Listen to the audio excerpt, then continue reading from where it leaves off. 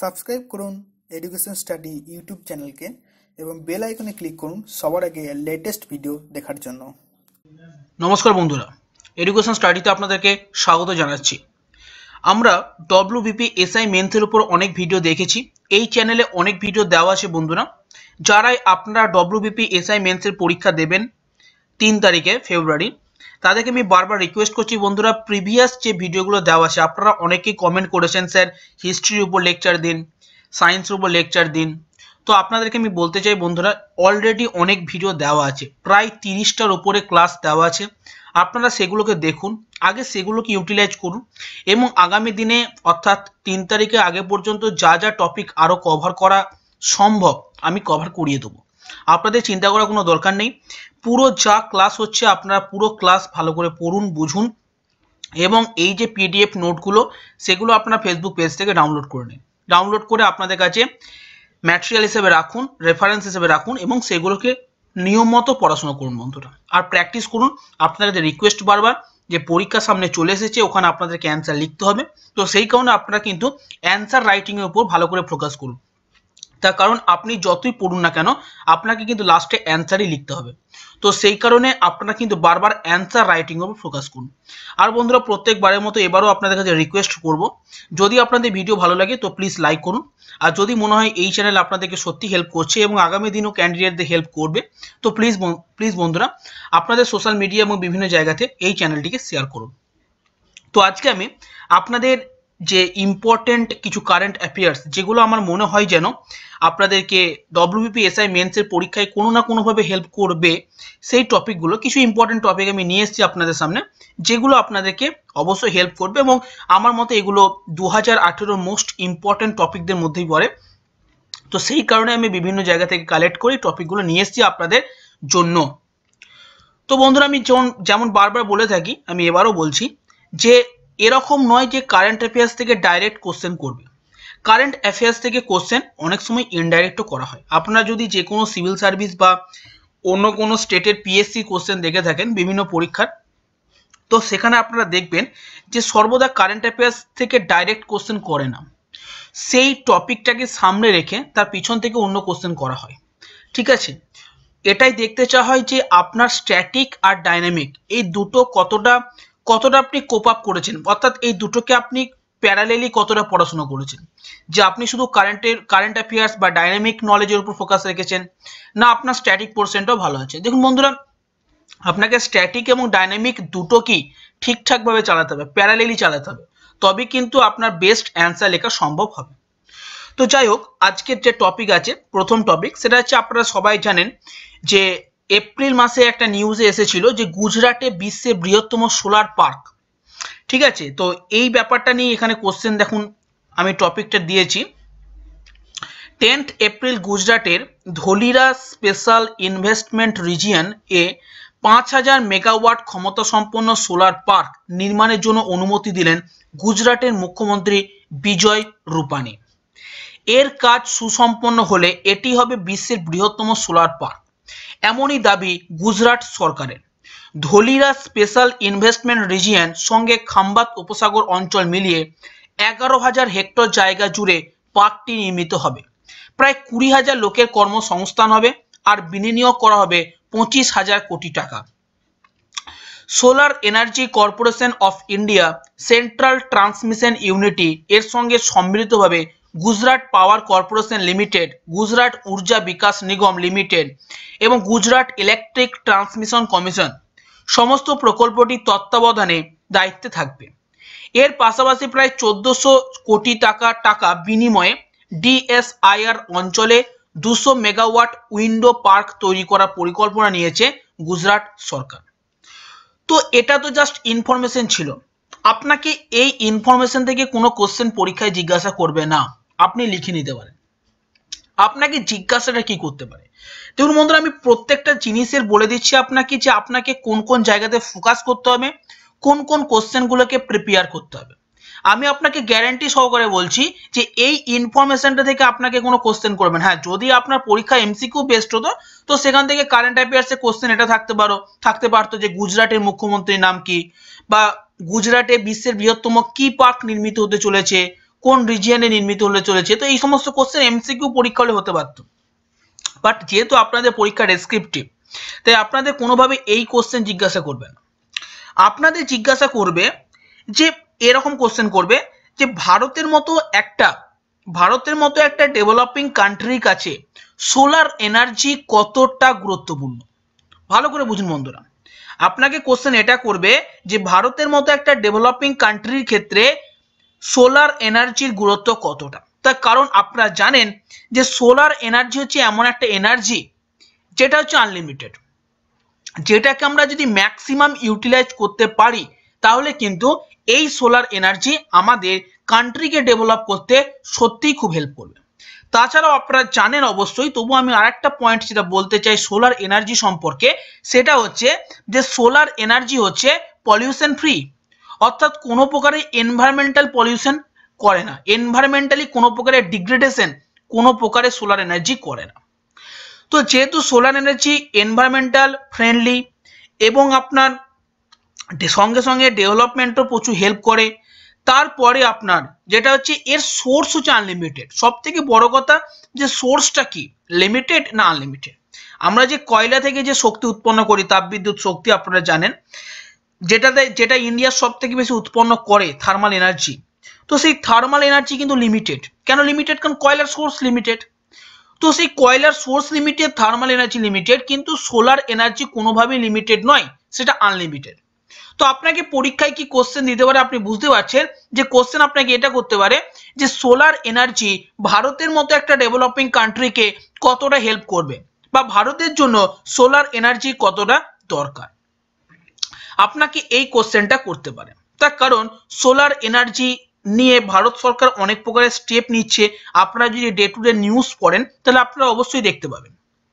ঠিক আছে, তো আরেকটা সোলার এনার্জি সংক্রান্ত টপিক এর পরই আপনি পাবেন এই লেকচারে। তো সেই টপিকটা থেকেও কিন্তু এই ধরনের কোশ্চেনই করতে পারে। দেখুন, এটা একটা কোশ্চেন হতে পারে। আর একটা কোশ্চেন যেটা হতে পারে সেটা হচ্ছে জেনারেল সায়েন্সের আন্ডারে কোশ্চেনটা, কিন্তু যেহেতু সোলার এনার্জি সংক্রান্ত অনেক বেশি নিউজ কারেন্টে আমরা পাচ্ছি, সেই কারণে এই কোশ্চেনটা আপনি করতে পারেন, যেটা অ্যাকচুয়ালি এনভায়রনমেন্টাল সায়েন্সের কোশ্চেন, যে কোনো জায়গায় যদি সোলার এনার্জি প্রডিউস আমরা করব ভাবি, তো সেই জায়গায় কি কি অনুকূল পরিবেশ থাকা দরকার। যেমন আপনারা ভূগোলে পড়েছেন চা চাষে অনুকূল পরিবেশ কি, ধান চাষে অনুকূল পরিবেশ কি, তেমনি যেখানে খুশি সেখানে চাইলেই তো সোলার প্লান্ট তৈরি করা যায় না। তো সোলার প্লান্ট তৈরি করার জন্য কি রকম ইনফ্রাস্ট্রাকচার দরকার, কোন জায়গাটা দরকার, তো এই বিষয়ে কিন্তু আপনারা একটু পড়াশোনা করবেন। তার কারণ হচ্ছে এখান থেকেও কিন্তু কোশ্চেন হতে পারে। তো সোলার এনার্জি রিলেটেড যে কোনো টপিক থেকে কিন্তু এই দুটো কোশ্চেন আপনার জন্য খুবই সিগনিফিকেন্ট। একটা কোশ্চেন হচ্ছে যেটা আমি বললাম যে ভারতের মতো ডেভেলপিং কান্ট্রির ক্ষেত্রে সোলার এনার্জির মাহাত্ম্য কতটা, অর্থাৎ সোলার এনার্জি কতটা হেল্প করতে পারে ভারতের ডেভেলপমেন্টে। আর একটা টপিক যেটা বললাম যে সোলার এনার্জির যে প্লান্ট বা সোলার এনার্জি প্রডিউস করার যে পাওয়ার প্লান্ট, সেটা কোন কোন জায়গায় স্থাপন করা সম্ভব, বা তার জন্য কি কি অনুকূল ইনফ্রাস্ট্রাকচার দরকার। তো সেই ব্যাপারগুলো কিন্তু আপনাদেরকে নজরে রাখতে হবে, এবং সেখানে আপনি অ্যান্সার লিখতে গিয়ে ভালো করে বুঝুন মনটা, কিভাবে আপনি স্ট্যাটিক এবং ডাইনামিক দুটোকে একসঙ্গে মিশিয়ে দেবেন, এবং এক্সামিনারকে এটা জানাবেন যে আপনার স্ট্যাটিক এবং ডাইনামিক দুটো স্ট্রং আছে। আপনি যখন অ্যান্সারটা লিখবেন, সাপোজ ধরুন আপনাকে দিল যে সোলার এনার্জি ভারতের জন্য কতটা হেল্পফুল বা কতটা সিগনিফিকেন্ট, তো এই কোশ্চেনে আপনার যথাযোগ্য অ্যান্সার লেখার পর লাস্টের দিকে কনক্লুশনে আপনি এই পয়েন্টটাকে অবশ্যই ভরবেন বন্ধুরা, যে ভারতের গুজরাট রাজ্যে বিশ্বের বৃহত্তম সোলার পার্ক নির্মিত হতে চলেছে। সেখানে আপনি কারেন্টের এই যে ইভেন্টসটা, কারেন্টের এই যে নিউজটা, সেটাকে কিন্তু আপনি ওখানে ভরে দেবেন। যদি আপনি ওখানে ভরে দেন তাহলে কিন্তু এক্সামিনার এটা স্পষ্ট বুঝতে পারবে, যিনি আপনার খাতা চেক করবেন, যে ক্যান্ডিডেটের কারেন্ট এবং ডাইনামিক দুটোর ডাইনামিক এবং স্ট্যাটিক দুটো সম্পর্কে খুব ভালো নলেজ আছে। তো বুঝতেই পারছেন আপনারা যে আপনাদেরকে অ্যান্সার কিভাবে লিখতে হবে। তো আমরা পরের টপিকে যাব। পরের টপিকও খুবই ইম্পর্টেন্ট, গ্লোবাল পিস ইন্ডেক্স 2018। আপনারা জানেন যে গ্লোবাল পিস ইন্ডেক্স অর্থাৎ কোন দেশে কতটা শান্তি আছে। কারণ দেখুন আমরা জীবনে সবাই শান্তির সাথে বাস করতে চাই, তো সেই কারণে যে দেশে আমরা বাস করছি সেই দেশটা কতটা শান্তিময়, তো সেটা অনেকগুলো প্রেক্ষাপটের বিষয়ে এই র্যাঙ্কটা পাবলিশ করা হয়। তো আপনাদেরকে প্রথমত সেই প্রেক্ষাপটগুলো জানতে হবে। দ্বিতীয়ত এখান থেকে কি ধরনের কোশ্চেন হতে পারে সেটা আমি আপনাদেরকে বলে দেবো। দেখুন সিডনির think tank institute for economics and peace 2018 global peace index অনুসারে মোট 163টি রাষ্ট্রের তালিকা প্রকাশিত হলো, আর তাতেই ভারতের স্থান 136। তাহলে আপনারা আন্দাজি করতে পারছেন বন্ধুরা যে 163টা কান্ট্রির মধ্যে ভারতের র্যাঙ্ক হচ্ছে 136। তার মানে আপনি এটা বুঝতে পারছেন যে ভারত ততটা পিসফুল কান্ট্রি নয় যতটা আমরা ভাবছি। তো সেই কারণেই এখান থেকে কিন্তু কোশ্চেন উঠতে পারে, যে আপনার কাছ থেকে এরকম জানতে পারে, কারণ দেখুন আপনি একজন গভর্নমেন্টের পার্ট হতে চললেন। অ্যাজ এ রেজাল্ট যদি আপনি সার্ভিস পেয়ে যান, অর্থাৎ আপনি যদি সিলেক্টেড হয়ে যান, তো আপনি একজন গভর্নমেন্টের পার্ট হবেন। তো গভর্নমেন্টের পার্ট হওয়ার জন্য আপনার যে জায়গাটা জানার দরকার, যে আপনার কোন কোন ফ্যাক্টরগুলো মনে হয় যে এই ফ্যাক্টরগুলো ভারতের যে পিসফুল কন্ডিশন, সেই পিসফুল কন্ডিশনটাকে হ্যাম্পার করাচ্ছে। তো এই জায়গাগুলো আপনাকে ভাবতে হবে, খাতায় নোট ডাউন করতে হবে যে এই ফ্যাক্টরগুলো কিন্তু ভারতের পিসফুল কন্ডিশনকে হ্যাম্পার করার পেছনে দায়ী। আপনাকে এগুলো লিখতে হবে। দেখুন রেফারেন্স হিসেবে আপনি এগুলো দিতে পারেন, অর্থাৎ আপনি এরকম অবশ্যই লিখবেন যে এই কারণগুলো ভারতের পিসফুলনেস বা ভারতের যে একটা শান্তিময় পরিস্থিতি বা শান্তিময় এনভায়রনমেন্ট সেটাকে হ্যাম্পার করছে, তার পেছনে কারণ হচ্ছে এইগুলো। তারপরে কিন্তু আপনি অবশ্যই গ্লোবাল পিস ইন্ডেক্সে ভারতের যে র্যাঙ্ক এসে 136, 163টা নেশনের মধ্যে, সেই ব্যাপারটাকে আপনাকে তুলে ধরতে হবে। প্রথমে আপনার যে বক্তব্য, আপনার যে ভিউ সেটাকে রাখতে হবে। সেটাকে রাখার পর তার সম্পর্কিত যে রেফারেন্সগুলো মার্কেটে অ্যাভেলেবেল, যে তথ্যগুলো মার্কেটে অ্যাভেলেবেল, অর্থাৎ আপনার পয়েন্টগুলোকে সাপোর্ট করার জন্য কোনো রেফারেন্স তো আপনাকেই দিতে হবে না। তো সেই কারণে আপনার অ্যান্সার লেখার পর যখন আপনি পিস সংক্রান্ত কোনো কোশ্চেন, ধরুন আপনার এসেতেও আসতে পারে, আপনার যে ইংরেজিতে এসে বা রিপোর্ট রাইটিং আছে আপনার, তো সেখানেও এই কোশ্চেনটা আসতে পারে যে পিস ওরিয়েন্টেড কোনো ইনফরমেশন বা কোনো টপিক আপনাকে দিয়ে দিল। তো সেখানে আপনার যে বক্তব্য যে ভারতে করাপশন হচ্ছে না পিস আছে না কি ব্যাপার, সেটা রাখার পর কিন্তু আপনাকে অ্যাজ এ রেফারেন্স আপনাকে এই ইনফরমেশনগুলো দিতে হবে যে গ্লোবাল পিস ইন্ডেক্সে ভারতের র্যাঙ্ক এসে এত, তার মানে এই টপিকগুলো বা এই ফ্যাক্টরগুলো ভারতের পিসফুল কন্ডিশনটাকে হ্যাম্পার করাচ্ছে। ক্লিয়ার?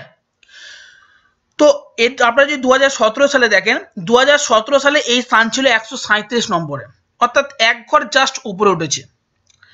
তো এখানে দেখুন আরো কিছু ইনফরমেশন আমি দিয়ে দিয়েছি। 2006 সালে প্রথমবার সূচকটি চালু হয়েছিল, এবছর এটির দ্বাদশ অধ্যায়। এই তালিকার প্রথম, দ্বিতীয় এবং তৃতীয় স্থানে রয়েছে যথাক্রমে আইসল্যান্ড, নিউজিল্যান্ড এবং অস্ট্রেলিয়া। এটাকে আপনাকে অবশ্যই মনে রাখতে হবে যে প্রথম, দ্বিতীয় এবং তৃতীয় স্থানে কে রয়েছে। প্রথম স্থানে রয়েছে আইসল্যান্ড, দ্বিতীয় স্থানে নিউজিল্যান্ড আর তৃতীয় স্থানে রয়েছে অস্ট্রেলিয়া। মোট 163টি রাষ্ট্রকে তাদের শান্তিপূর্ণ অবস্থার পরিপ্রেক্ষিতে নির্দিষ্ট র্যাঙ্কিং দেওয়া হয়েছে।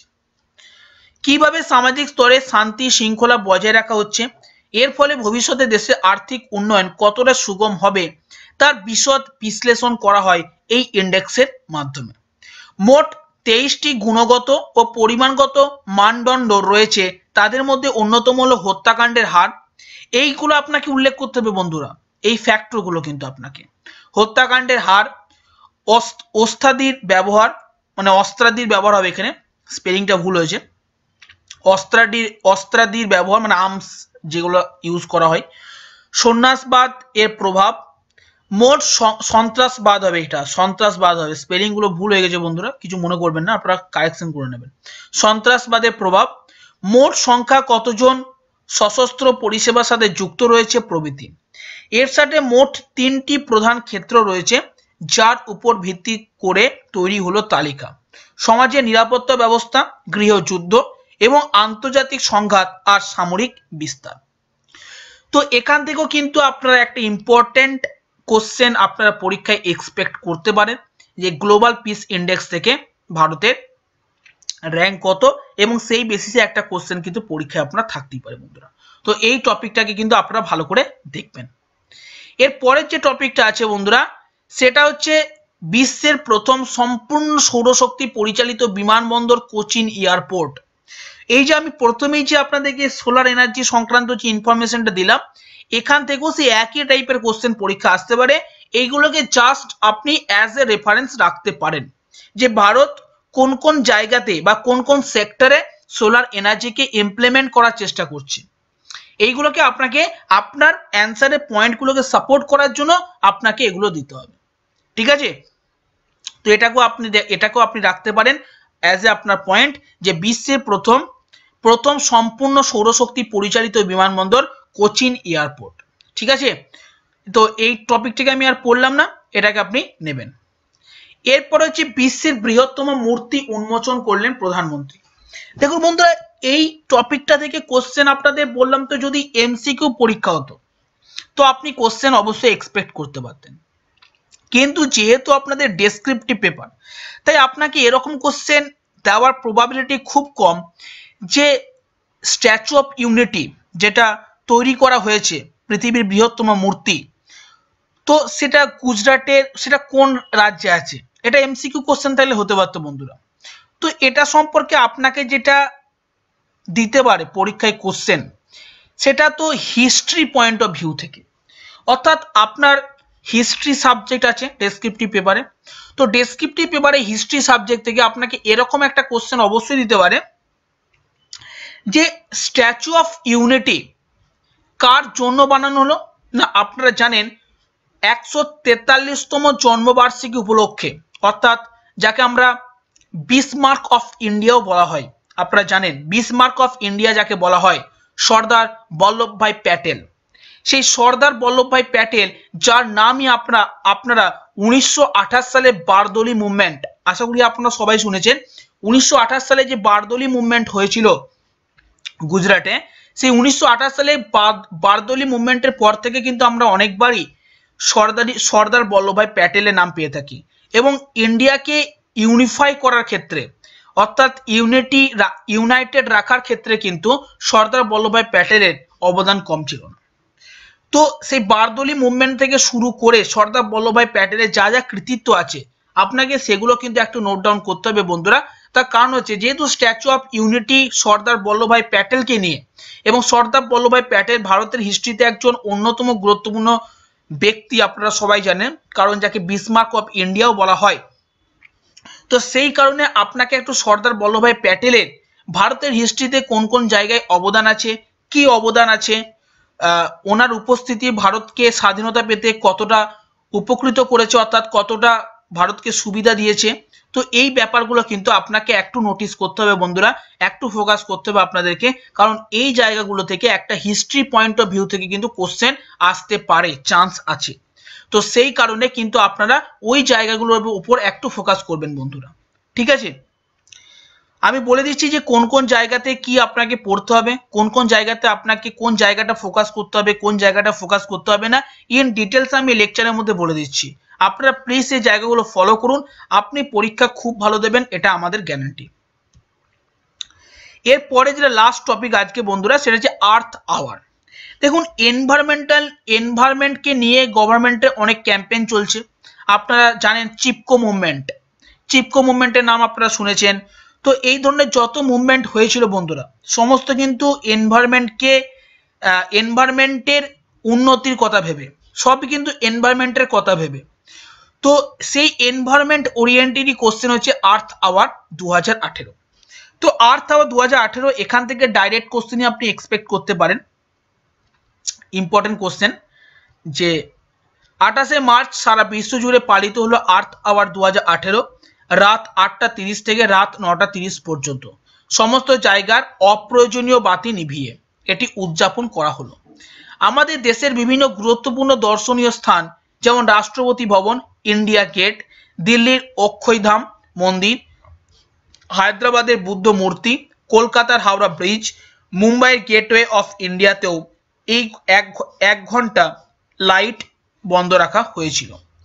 World wide fund for nature প্রথমবার 2007 সালে অস্ট্রেলিয়া থেকে আর্থ আওয়ার্স উদযাপন শুরু করে। পরিবেশের সৌন্দর্যায়ন বজায় রাখা এবং বন্যপ্রাণী সংরক্ষণে প্রধান লক্ষ্য। এবছরই অভিযানটির ভিত্তি ছিল, অর্থাৎ কি থিম ছিল, অবশ্যই মনে রাখতে হবে আপনাকে কানেক্ট টু আর্থ, অবশ্যই আপনাকে মনে রাখতে হবে। তার কারণ যদি আর্থ আওয়ার থেকে কোনো কোশ্চেন পরীক্ষা আপনাকে জিজ্ঞাসা করে, তো সেখানে কিন্তু অবশ্যই আপনাকে এই উদ্দেশ্য অর্থাৎ কি অবজেক্টিভ ছিল, তো সেটা কিন্তু অবশ্যই আপনাকে লিখতে হবে বন্ধুরা। এবং ভারতের পক্ষ থেকে কি আবেদন রাখা হয়েছিল সেটাও আপনাকে জানতে হবে। ভারতের পক্ষ থেকে আবেদন রাখা হয়েছিল give up to give back, give up to give back. তো আর্থ আওয়ার থেকে আপনি ডাইরেক্ট কোশ্চেন এক্সপেক্ট করতে পারেন, বা এনভায়রনমেন্ট রিলেটেড কোশ্চেন থাকলে সেখানেও আপনি আর্থ আওয়ারকে ইনক্লুড করতে পারেন। আর্থ আওয়ারের অবজেক্টিভ কি আপনাকে পরীক্ষায় জিজ্ঞাসা করতে পারে, ভারতে কোন কোন জায়গায় আর্থ আওয়ারকে ইমপ্লিমেন্ট করা হয়েছে আপনি সেটাও ভাবতে পারেন। ঠিক আছে, তো এই টপিকগুলো কিন্তু ইম্পর্টেন্ট বন্ধুরা। আর লাস্টে যেটা টপিক আছে আজকে সেটা আমি বলে দিচ্ছি বন্ধুরা আপনাদেরকে। লাস্টে যেটা টপিক আছে সেটা যে রাশিয়ায় বিশ্বের প্রথম ভাসমান পারমাণবিক শক্তি কেন্দ্র। তো এই ব্যাপারটা আপনারা একটু দেখে রাখবেন, আমি এখানে পুরো নোটসে দিয়ে দিয়েছি, আপনাদের কোনো অসুবিধা হবে না। এখান থেকে সেরকম কোনো গুরুত্বপূর্ণ কোশ্চেন হয়তো হবে না বন্ধুরা, কিন্তু তবুও এই ইনফরমেশনটা আপনাদের রাখার দরকার। আপনারা প্লিজ এই নোটটা ডাউনলোড করে ইনফরমেশনটা পড়ে নেবেন, তার কারণ হচ্ছে এই ইনফরমেশনটা ইম্পর্টেন্ট, যেহেতু বিশ্বের প্রথম ভাসমান পারমাণবিক শক্তি কেন্দ্র, সেই কারণে ইনফরমেশনটা ইম্পর্টেন্ট। ঠিক আছে, তো আপনারা যান ফেসবুক পেজে, সেখান থেকে পিডিএফ ডাউনলোড করুন এবং এই ইনফরমেশনটা পড়ে রাখবেন একবার। তার কারণ এখান থেকে ডাইরেক্ট কোশ্চেন সাধারণত আসবে না, কিন্তু বারবার বলছি ইনফরমেশনটা ইম্পর্টেন্ট। তো ইনফরমেশন যেহেতু ইম্পর্টেন্ট সেহেতু আপনাকে কিন্তু একবার পড়ে রাখতে হবে। আর এই যে জায়গাগুলো আমি বললাম পুরো লেকচারে, সেই জায়গাগুলো আপনাকে অবশ্যই ফলো করতে হবে। এর বাইরে কোশ্চেন সাধারণত থাকবে না, আপনি এখান থেকে অনেক কোশ্চেন কমন পেয়ে যাবেন বন্ধুরা। আর একটা যেটা অ্যানাউন্সমেন্ট ছিল সেটা হচ্ছে এই 2-3 দিন একটু সমস্যা থাকার কারণে ভিডিও আপলোড করতে সমস্যা হতে পারে বন্ধুরা। তো আপনারা প্লিজ ধৈর্য রাখবেন, কোনো চিন্তা করবেন না, আপনারা আপনাদের প্রিপারেশন চালিয়ে যান। এডুকেশনের পক্ষ থেকে যতটা সম্ভব হবে তারা হেল্প করবে আপনাদেরকে, আপনাদের কোনো চিন্তা নেই। এতক্ষণ ভিডিও দেখার জন্য আপনাদেরকে অসংখ্য ধন্যবাদ বন্ধুরা। যদি কোনো ভুলভ্রান্তি হয়ে থাকে তার জন্য এডুকেশন স্টাডি আপনাদের কাছে অবশ্যই ক্ষমা প্রার্থী থাকবে। Thank you friends.